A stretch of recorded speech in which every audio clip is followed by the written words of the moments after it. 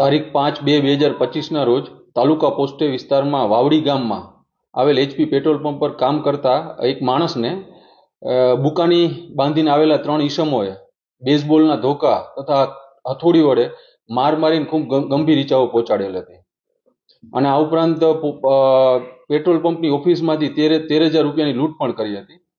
આ ગુનામાં જે માણસને લાગેલ છે તેમને ખૂબ ગંભીર ઈજાઓ પહોંચી હતી અને બનાવની ગંભીરતાને જોઈને crime branch PI MR Gondaliya તથા પીઆઈ ડામોરની નીચે અલગ અલગ ટીમો બનાવીને આ આરોપીઓને પકડવા માટે પ્રયત્નશીલ હતા।